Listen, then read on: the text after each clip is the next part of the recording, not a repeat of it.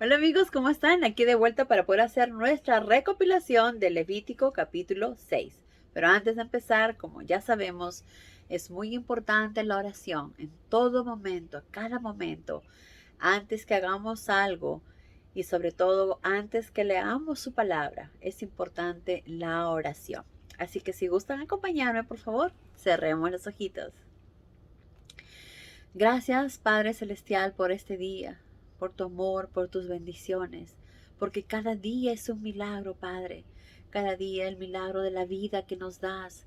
Cada día el milagro de poder ver ese cielo tan maravilloso, de poder ver las nubes mover, de poder ver el sol, escuchar a los pajaritos, ver las flores, Padre, ver las plantas, el alimento que tenemos todos los días en nuestra mesa. Todo es un milagro gracias a ti, porque solo tú haces que eso sea posible, Padre. Gracias por todo tu amor, por tus bendiciones. Gracias por estar siempre a nuestro lado. Gracias por escuchar siempre nuestras oraciones. Gracias por tu infinito amor. Te pedimos también, Padre, que nos perdones. Perdona nuestras faltas, nuestros tropiezos. Perdónanos por ser tan imperfectos. Y guíanos y ayúdanos con tu Espíritu Santo, Padre, porque muchas veces quizás cometemos errores y no nos damos cuenta. Ayúdanos, por favor, a poder darnos cuenta de esos errores para no volverlos a hacer, para no volver a cometer, porque deseamos hacer las cosas en la manera que a ti te agrada, Padre. Deseamos corregir nuestros errores, pero para eso también sabemos que necesitamos de ti, de tu guía y de tu Espíritu Santo, que guíe nuestros corazones, que guíe nuestras mentes, que guíe nuestras acciones, nuestro pensamiento, a cada momento, en cada paso, en cada camino, que en todo lo que hagamos lo hagamos siempre basados de acuerdo a tus enseñanzas, de acuerdo en la manera en que Jesús nos enseñó. Perdona nuestras faltas, líbranos de todo mal y guíanos también con el entendimiento de tu palabra para atesorarla en nuestros corazones y aplicarla todos los días en nuestra vida diaria. Y te pedimos todo esto en el nombre de Cristo Jesús, tu Hijo amado. Amén. Muy bien, amigos. Entonces, en este capítulo nos hablan acerca de dos tipos de ofrendas, ¿verdad? Nos hablan acerca de la ofrenda del grano y luego nos hablan acerca de la ofrenda por el pecado. Pero antes de esto, también nos dicen otras cosas más. Entre ellas nos dice, Jehová le dijo a Moisés. ¿Quién le está hablando a Moisés? ¿Quién le está diciendo esto directamente? Pues nuestro Padre Todopoderoso, ¿verdad? Jehová.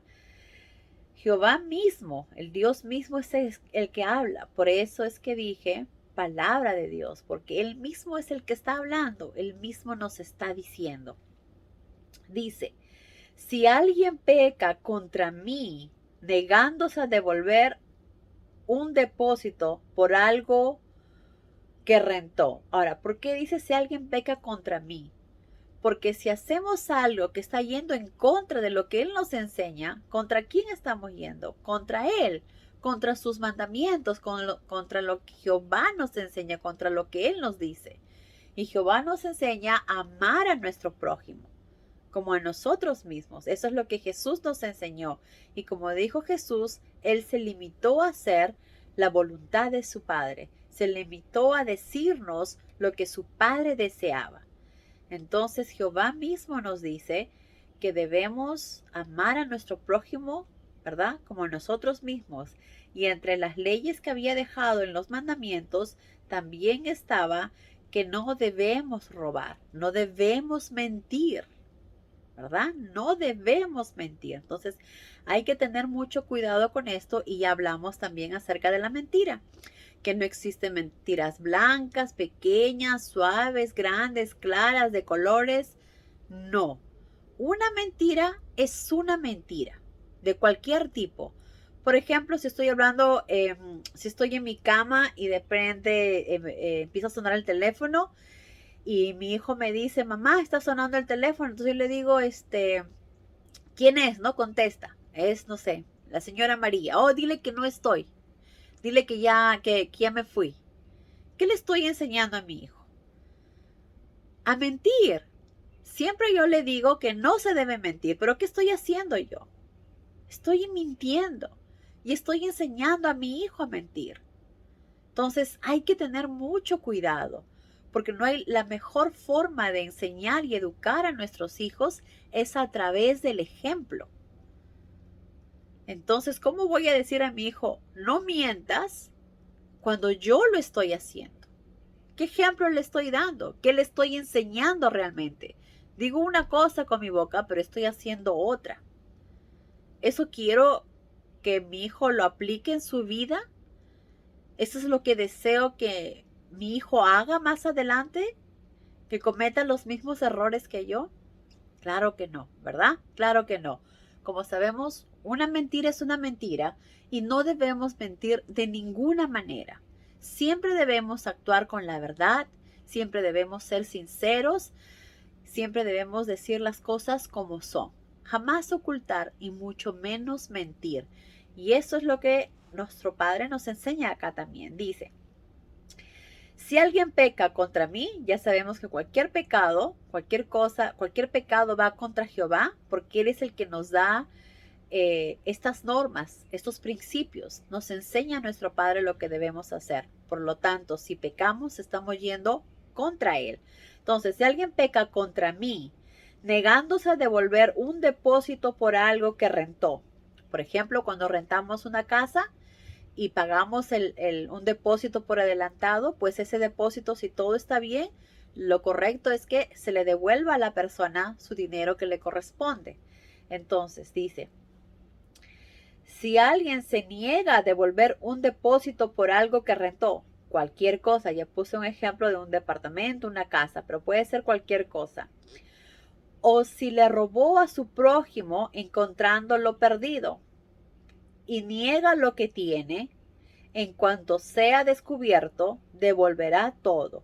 Entonces, si alguien encuentra algo y sabe de a quién le pertenece y dice, no, yo no sabía, uno ve que a alguien se le cae algo, una billetera, un dinero, qué sé yo, o no sé, algo que le pertenece a él.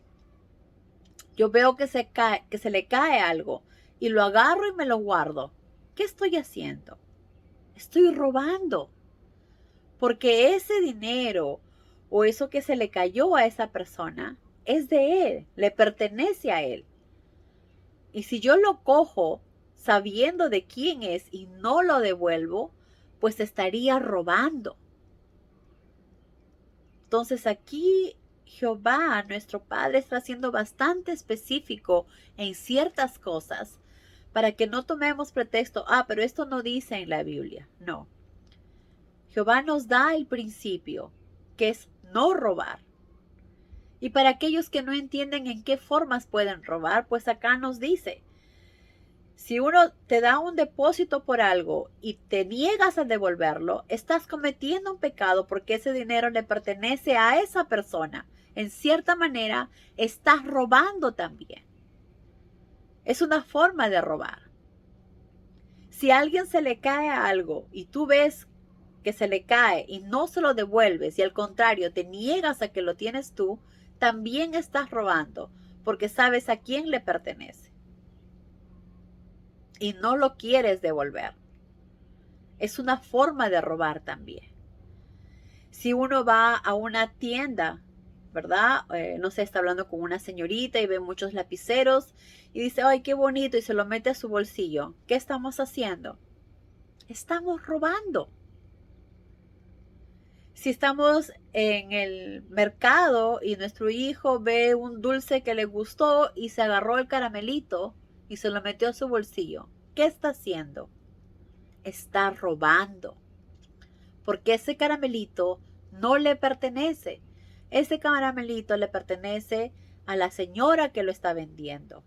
Ese lapicero que nos gustó y que lo agarramos le pertenece a la señorita que está ahí, no a nosotros.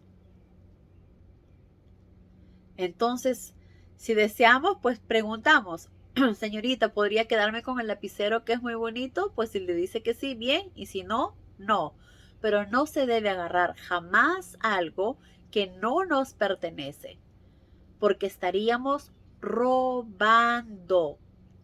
Si voy a la casa de alguien, no sé, quizás un familiar o un amigo, y veo un juguete que me gusta y lo guardo en mi bolsillo, ¿qué estoy haciendo? Estoy robando. Porque ese objeto no me pertenece. Yo no lo he comprado. Esa persona le pertenece a su dueño, al de la casa, a mi amigo, a mi vecina, a mi familia. No es mío. Por lo tanto, no se debe coger ni un alfiler porque me gusta, porque ese alfiler no es mío. Entonces, aquí vamos aprendiendo que cuando Jehová dice no mentir, no robar, significa a todos los aspectos, a todas las formas que cubren eso. Y que debemos estar alertas a no cometerlos. Así como cuando nos habló de la idolatría. Idolatría no simplemente es adorar una imagen, sino simplemente el hecho de arrodillarnos. Ya estamos adorando a una imagen. Tener una imagen en nuestra casa ya es más que suficiente de lo que estamos haciendo. Entonces hay que tener mucho cuidado con lo que hacemos para no pecar, porque ya sabemos que quizás a veces podemos pecar sin darnos cuenta. Por eso nuestro Padre, en su infinito amor, nos da ciertas claves, ciertos principios que nos ayudan a entender mejor y para que nos ayude a no cometer estos errores, a no pecar, ni siquiera sin darnos cuenta, ¿verdad? Entonces, aquel que no devuelve el depósito, aquel que se niega a devolver algo que encontró, ¿verdad? Que lo tiene y se niega, que encontró lo perdido, en cuanto sea descubierto, devolverá todo, más un 20% como multa. Entonces, no es simplemente el hecho de devolver, sino que Dios dice que le va a devolver eso más un 20% de multa, como diciéndole perdón por lo que hice, perdóname por el grave error que cometí, porque no debía hacerlo.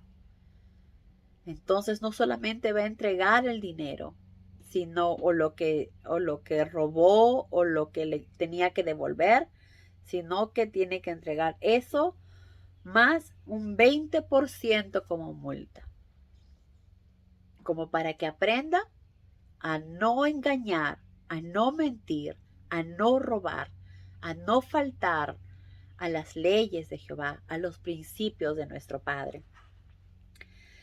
Entonces también dice, además de devolver el 20%, ¿verdad? De lo que él tenía, ese mismo día llevará una ofrenda por su pecado al tabernáculo.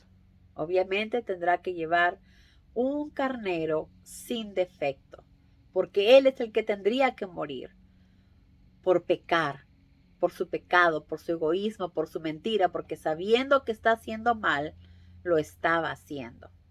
Porque él sabe que no debe mentir, él sabe que no debe robar, y aún así lo hizo. Entonces, Jehová, que ama tanto a los animales, le dice, está bien, aceptaré el animal por ti, para que tú no mueras, porque también te amo y te quiero perdonar. Te quiero dar una oportunidad más para que seas un mejor ser humano, para que cambies, para que mejores cada día, que aprendas de tus errores. Porque como sabemos, muchas veces cometemos errores, todos somos seres imperfectos, pero hay que aprender de los errores y no volver a cometerlos. Entonces, no solamente le entregará el 20% como multa, sino que será sacrificado un cordero, ¿verdad? Será sacrificado un cordero y lo llevará al sacerdote, y el sacerdote hará la expiación a su favor delante de Jehová para que pueda ser perdonado. Entonces esto nos lleva a entender que debemos tener mucho cuidado con las cosas que hacemos. Dios nos da las leyes y los principios, pero hay que tener mucho cuidado. Como sabemos, La ley principal en que se basa eso es la que Jesús nos resumió en el amor. Cuando uno ama, jamás miente y engaña. Cuando uno ama, jamás trata de sacar beneficio de algo. Cuando uno ama, siempre está pensando en el bien del prójimo. Y eso es lo que Jesús nos resume todo, en el amor. Y eso es lo que debemos aplicar nosotros ahora, en la actualidad. Amar a nuestro prójimo, cuidar a nuestro prójimo, velar por el bien de nuestro prójimo. De esa manera estaremos aplicando las enseñanzas de Jesús, obviamente dadas por Jehová, su Padre. Entonces Jehová también le dijo a Moisés: dale a Aarón y a sus hijos estas reglas acerca de los holocaustos. El holocausto será dejado sobre el altar con el fuego encendido toda la noche. El altar jamás se debe apagar. Al día siguiente el sacerdote, vestido de lino y con ropa interior de lino, sacará la ceniza del holocausto y las pondrá junto al altar. Enseguida se cambiará la ropa, sacará las cenizas del campamento y las llevará a un lugar ceremonialmente limpio. Miren cómo también la limpieza, el vestido es tan importante en las cosas que uno hace sagradas a Jehová, ya que se iba a sacar las cenizas y limpiar, obviamente se podía ensuciar, entonces tenía que cambiarse para poder llevar todo esto a un lugar mucho más santo, ¿verdad? Entonces, qué importante era hacer exactamente. Miren que Jehová no les pedía cosas que no pudieran hacer, porque Jehová jamás nos pide algo que no podamos hacer. Todo lo que Él nos pide es porque sí podemos hacerlo. Y ellos sabían eso y aplicaban y obedecían exactamente lo que Jehová les decía. Mientras tanto, dice, mientras que ellos llevaban a un lugar más limpio ceremonialmente, el fuego del altar continuará encendido. Y dice claramente que el fuego debe mantenerse encendido continuamente sobre el altar. No debe dejarse apagar. Que el fuego del altar debe estar todo tiempo, todo momento prendido. Entonces, acá nos hablan acerca también de las ofrendas de grano que ya habíamos hablado un poco anteriormente, ¿verdad? Que en el caso, por ejemplo, de los hijos de Aarón, se pondrán de pie ante el altar para ofrecerla delante de Jehová, y los sacerdotes sacarán un puñado de harina. Ellos llevaban 2 litros más o menos, pero ellos sacaban un puñado de harina. Pero Jehová bendecía todo eso. Y solo el puñado de harina iba a ser quemado, y lo demás podía ser consumido por Aarón y sus hijos. Dice, lo que quede de la harina después de sacado el puñado será para alimentación de Aarón y sus hijos. Y vemos cómo nuestro Padre pensaba en todo. Y pensaba también en Aarón y sus hijos, ya que ellos no trabajaban, no tenían terreno, no tenían dinero, pues ellos vivían justamente de las ofrendas que llevaba la gente, ¿verdad? Por ejemplo, de la harina. Entonces, lo que quede de la harina después de sacado será para alimentación de Aarón y sus hijos. La comerán sin levadura en el atrio del tabernáculo. Tampoco podían sacarlo porque es santo. Podían comerlo, pero en el atrio. Tenían que comerlo en el atrio. También Jehová le dijo, reafírmales esta instrucción.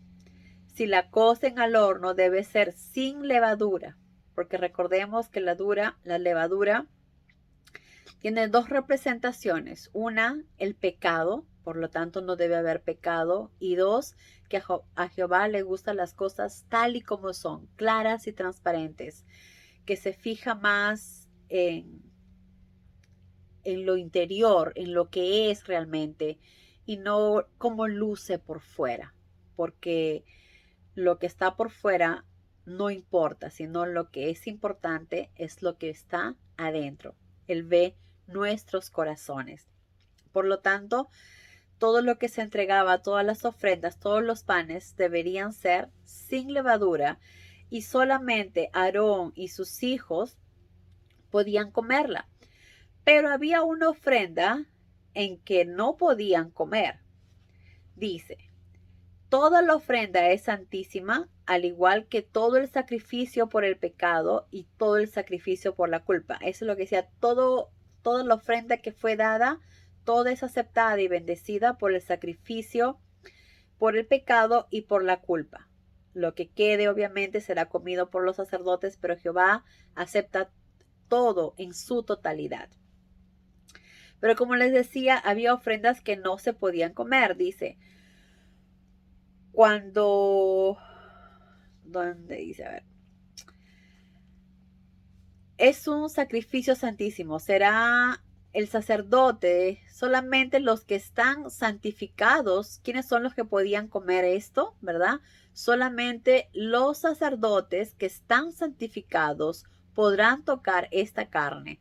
Si una gota de sangre salpica su vestidura, deberá lavarla en un lugar santo. Entonces, cuando se hacían las ofrendas, ¿verdad? Y a veces las ofrendas ellos podían comerla también, como sabemos, los sacerdotes y Aarón, y sus hijos podían comer de esta en el atrio, pero cuando dice el sacerdote que oficia, lo podrá comer en el atrio del tabernáculo. Solamente los que están santificados, los sacerdotes, podrán tocar esta carne. Pero si una gota de sangre salpica su vestidura, deberá lavarla en un lugar santo, porque recordemos que ellos tienen que ser puros y santos, tanto por dentro como por fuera. Y si una gota de sangre le salpica, tendrán que llevarlo a lavar en un lugar santo. Y luego que laven la vasija donde han lavado, si es de barro, tendrán que quebrarla.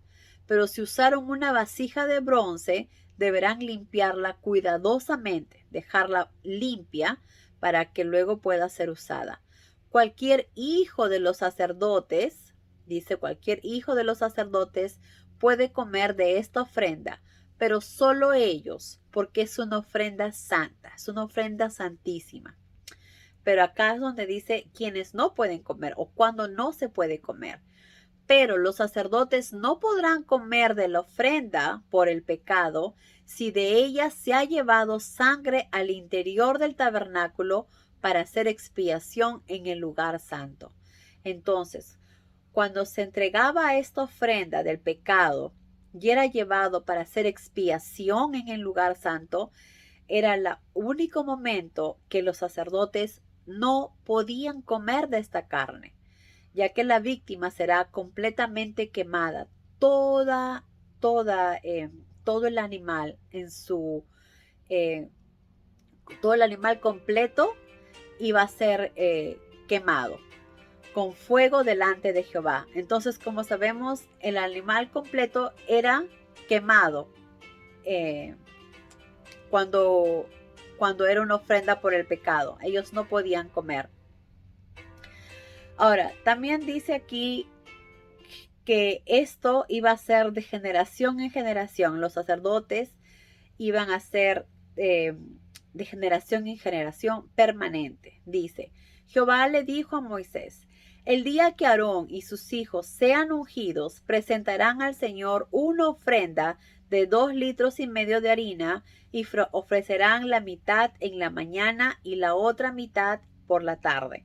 Eso es cuando el día que Aarón y sus hijos sean ungidos, ¿verdad?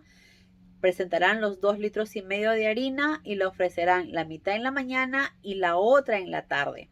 Y esto mismo harán cuando los hijos de los sacerdotes que tengan que tomar el lugar de sus padres sean incorporados al oficio por medio de la presentación de este mismo sacrificio en el día de la unción.